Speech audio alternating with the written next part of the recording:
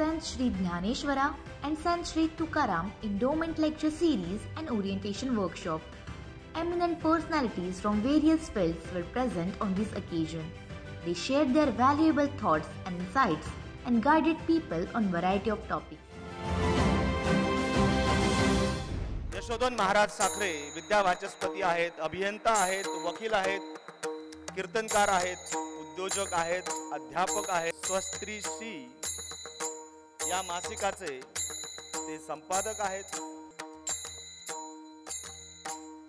सौभाग्यवती त्यांच्या सहधर्मचारिणी यांचाही सरणे सत्कार करावा. जोरदार टाळ्यांचा कडकडाट होऊन जाऊ देत.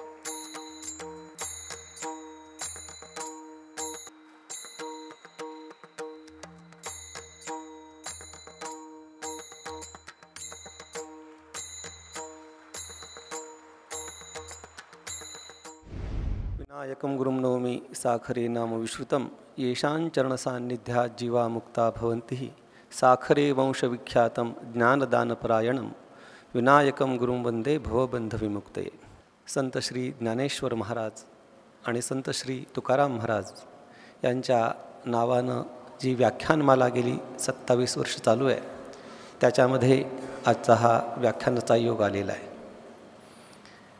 खरं तर मी या MIT परिवाराचा एक छोटासा पण अविभाज्य घटक आहे आणि मी व्याख्याता वगैरे काही नसून मी याच महाविद्यालयाचा विद्यार्थी आहे.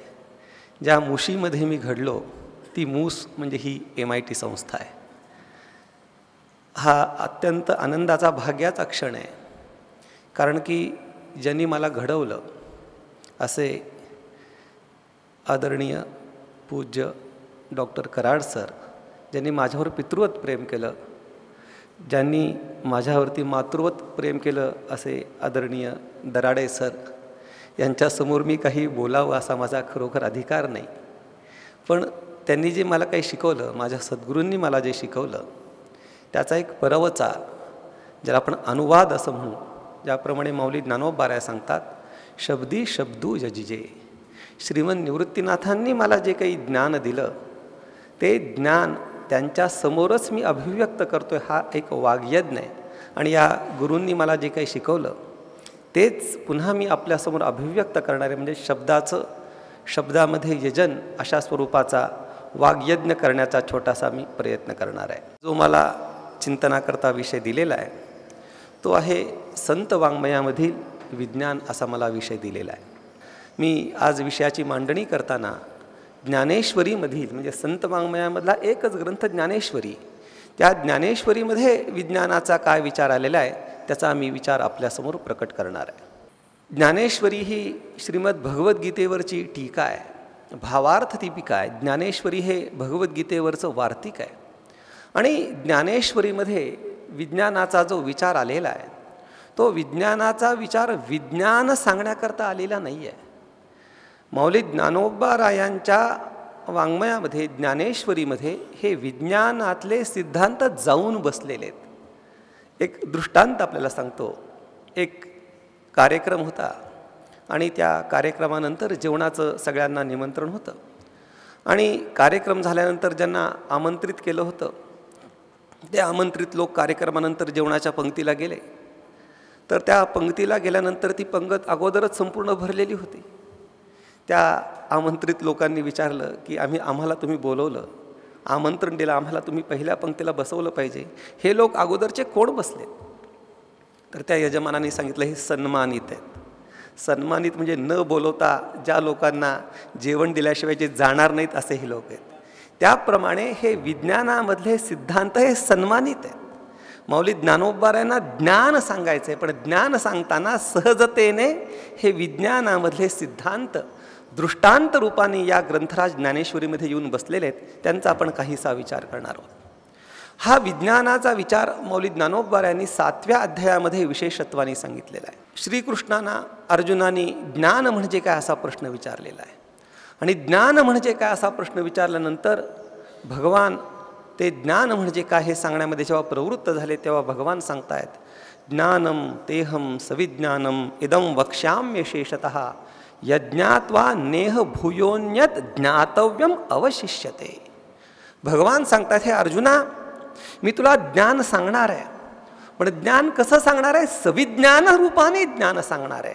म्हणजे ज्ञान नुसतं सांगणार नाही, तर ज्ञान सांगताना तुला मी विज्ञानही सांगणार आहे. आणि त्या ज्ञानाचा परिणाम काय? तर हे ज्ञान संपादन केल्यानंतर भूयः म्हणजे पुन्हा तुला ज्ञातव्य म्हणजे जाणण्यासारखं या जगामध्ये काहीही शिल्लक राहणार नाही, असं भगवंताने अर्जुनाला सांगितलेलं आहे. आणि त्याच्यावरती टीका करताना मौली ज्ञानोबारायांनी फार सुंदर वर्णन केलेलं आहे. म्हणजे भगवंतानी जे ज्ञानाचा आणि विज्ञानाचा विचार सांगितलेला आहे, त्या ज्ञानाचा आणि विज्ञानाचा विचार जो मौलींनी सांगितला आहे तो अपूर्व स्वरूपाचा आहे. अपूर्व म्हणजे काय? की जो पूर्वी कोणी सांगितलेला नाही अशा स्वरूपाचा तो विचार आहे. जवळजवळ संस्कृतामध्ये भगवद्गीतेवरती 24 ते 25 टीका आहेत आणि हिंदी आणि अन्य भाषांमध्येही खूप टीका आहेत. तर माझा काही एवढा मोठा आवाका नाही, पण 30-32 टीका मी पाहिल्या भगवद्गीतेवरच्या. आणि 30-32 टीकांमध्ये भगवद्गीतेच्या या ज्ञानविज्ञानाचा विचार सांगताना सर्व ज्ञानी महापुरुषांनी, सर्व टीकाकारांनी वेगवेगळा अर्थ सांगितलेला आहे. कोणी ज्ञान म्हणजे परोक्ष ज्ञान आणि विज्ञान म्हणजे अपरोक्ष ज्ञान असा अर्थ सांगितला आहे. तर या जगतामध्ये त्या चैतन्याची अव्ययात्मक स्वरूपाने व्याप्ती असणं अव्याप्ती आहे असं कळणं याला ज्ञान म्हणून सांगितलं आहे. आणि त्या जगतामध्ये या चैतन्याची व्यतिरेकात्मक व्याप्ती सांगणं म्हणजे विज्ञान असा अर्थ सांगितलेला आहे.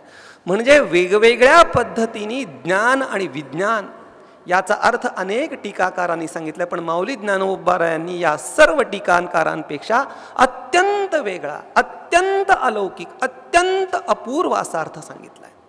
मौली ज्ञानोबाराय ज्ञान म्हणजे काय ते सांगताना सांगतायत, मज समग्रा ते जाणीसी ऐसे, आपुलिया तळहातीचे रत्न जैसे, तुझं ज्ञान सांगेन तैसे विज्ञानेसी. मौली सांगतायत की मज समग्रा ते जाणीसी ऐसे, मला तू समग्र जाणलं पाहिजेस. तर मला हे काय आहे, मराठीच्या स्वरूपाने विचार करायला गेलं तर सर्वनाम आहे आणि सर्वनामाच्या पूर्वी काहीतरी नाम आलेलं असलं पाहिजे. तर मला या शब्दाचा अर्थ काय? मला म्हणजे भगवंताला, असा एक त्याचा अर्थ आहे. दुसरा एक भाव आपल्याला सांगतो, मला म्हणजे आता मी वाचतोय म्हणजे मी, आपण जर वाचत असाल तर आपण, तर मी म्हणजे स्वतःला.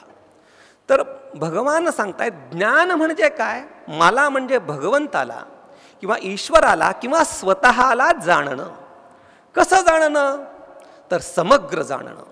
समग्र म्हणजे यथार्थ, परिपूर्ण. आपण जसे आहोत तसं आपण स्वतःला ओळखणं, किंवा ईश्वर भगवान जसा आहे तसं त्याला ओळखणं. आपण देवालाही ओळखतो, आपण आपल्यालाही ओळखतो, आपण देवाला देव जसा आहे तसं ओळखत नाही. आपण जसे आहोत तसे आपण आपल्या स्वतःला ओळखत नाही.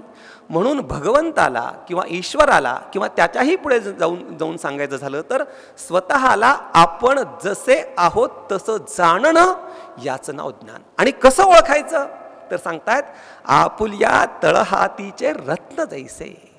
मौली ज्ञानोबारायांची दृष्टांत कुशलता इतकी अलौकिक आहे की मौली ज्ञानोबारायांसारखे दृष्टांत संस्कृत वाङ्मयामध्ये सुद्धा सापडत नाहीत. आणि हे संस्कृतचा अभ्यास करून मी आपल्याला सांगतोय. कसं स्वतःला ओळखायचं किंवा त्या ईश्वराला, त्या भगवंताला कसं जाणायचं? तर आपल्या तळहातावरील रत्नाप्रमाणे जाणायचं. म्हणजे त्याला ते सांगताना मौली ज्ञानोबारायांना असं सांगायचं की ते तुम्हाला प्रत्यक्ष आहे, तुमच्या समोर आहे. आणि रत्न असं सांगताना मौलीनं सांगायचं आहे की जो अप्रकाशित पदार्थ आहे, तो जो जड पदार्थ आहे, त्या अप्रकाशित पदार्थाला जाणण्याकरता भौतिक प्रकाशाची आवश्यकता आहे. तुम्ही मला बघताय, मी तुम्हाला बघतोय, आणि आता या क्षणाला जर दैवयोगाने शासनाच्या कृपेने दिवे जर गेले तर तुम्हीही मला दिसणार नाही आणि मीही तुम्हाला दिसणार नाही. म्हणजे आपण एकमेकांना का पाहू शकतोय? प्रकाशाचं साह्य म्हणून. पण या चैतन्याचं जर ज्ञान संपादन करायचं तर ते रत्नरूप आहे. रत्नरूप आहे म्हणजे ते स्वयंप्रकाश आहे. त्या चैतन्याच्या ज्ञानाला, त्या चैतन्याला जाणून घेण्याकरता दुसऱ्या कोणत्याही साधनाची आवश्यकता नाही. म्हणून म्हणजे तिथं मौलींनी दुसरा एक दृष्टांत दिलाय, तळहातावरी वाटोळा आवळा देखतू तैसा. आवळाला बघायचा असेल तर बाह्य प्रकाशाची आवश्यकता आहे. पण रत्नाला जर बघायचं असेल तर बाह्य दुसऱ्या कोणत्याही साधनाची आवश्यकता नाही आहे. म्हणून आपुलिया तळहातीचे रत्न जैसे, आपल्या तळहातावरती रत्न जसं आहे त्याप्रमाणे तू जाणू शकतोस. मग रत्नही आहे, त्याला दुसऱ्या कोणत्या प्रकाशाचीही आवश्यकता नाही आहे, आपल्या समोर आहे. मग आपल्या समोर असलेल्या प्रकाशरूप असलेल्या रत्नाला आपण स्वतः जाणू शकतो का? नाही जाणू शकत. भगवान सांगतात तुझं ज्ञान सांगे ना तैसे. बाबा रे, हे सांगण्याकरता गुरुची आवश्यकता आहे, शिक्षकाची आवश्यकता आहे. आणि मी नक्की असं सांगतो की जगामधला सर्वोत्कृष्ट शिक्षक कोण असेल तर तो श्रीकृष्ण भगवान आहे. आपल्याला जर शिक्षक, आपण सगळे शिक्षक आहात आणि हाडाचे शिक्षक आहात. हाडाचे शिक्षक असं का म्हणायचं? कारण की रक्ताचं शिक्षक म्हणत नाही, मांसाचं शिक्षक म्हणत नाहीत, हाडाचं शिक्षक म्हणत नाहीत. कारण रक्त बदलता येतं, हाडं सगळीच्या सगळी काढून नवीन हाडं टाकता येत नाही. किंबहुना हाडंसुद्धा त्याची, ज्याप्रमाणे संत चोखोबारायांची हाडंसुद्धा विठ्ठल विठ्ठल विठ्ठल म्हणत होती, त्याप्रमाणे जो हाडाचा शिक्षक असतो त्याची हाडंसुद्धा शेवटी शिक्षणाचंच कार्य करतात. म्हणून हाडाचा शिक्षक भगवान आहे. त्याचं कारण काय की भगवान तो जो सिद्धांत आहे तो सिद्धांत आपल्या डोळ्यासमोर उभं करतात. खरा चांगला शिक्षक कोणाला म्हणायचं? ज्याच्याकडे ज्ञान आहे त्याला चांगला शिक्षक म्हणता येणार नाही. पण ज्याच्याकडे आहे तो विद्यार्थ्यांना जो देऊ शकतो त्याला चांगला शिक्षक म्हणायचं. असणं तर महत्त्वाचं आहेच आहे, असल्याशिवाय देऊच शकत नाही. मराठीमध्ये एक म्हण आहे, आडात नाही तर पोहऱ्यात कसं येईल. म्हणून त्याच्याकडे ती ज्ञानसंपन्नता असलीही पाहिजे आणि त्या ज्ञानसंपन्नतेबरोबर ते ज्ञान तो दुसऱ्याला देऊ शकला पाहिजे. ज्याला आपण इंग्रजीमध्ये डिलिव्हरी म्हणतात, ते डिलिव्हर तो करू शकला पाहिजे, त्याला उत्तम शिक्षक असं म्हणतात. आदरणीय दराडे सर माझ्यासमोर आहेत. ते जेव्हा आम्हाला इंजिनिअरिंग ड्रॉइंग शिकवायचे, तर इंजिनिअरिंग ड्रॉइंग शिकवत असताना एखादा पदार्थ समोर ठेवल्यानंतर त्याचा प्लॅन काय, त्याचं इलिव्हेशन काय, तर सर शिकवताना ते नाचायचा प्लॅन, इलिव्हेशन हे नाचायचं. माझे तीर्थरूप सद्गुरू महाराज जेव्हा आम्हाला वेदांतामधले सिद्धांत शिकवतात तेव्हा ते सिद्धांत नाचतात, व्हिज्युअलाइज होतात, अनुभूती त्या सिद्धांताची येते. म्हणजे खरा शिक्षक कोण? जो ज्ञानी आहे तो ठीक आहे, पण ज्ञानी असून जो ते सिद्धांत आपल्या विद्यार्थ्याच्या अंगी बाणवू शकतो, त्या विद्यार्थ्याला त्या सिद्धांताची अनुभूती देऊ शकतो, तो सर्वोत्कृष्ट शिक्षक आहे. तर भगवान हे सर्वोत्कृष्ट शिक्षक आहेत.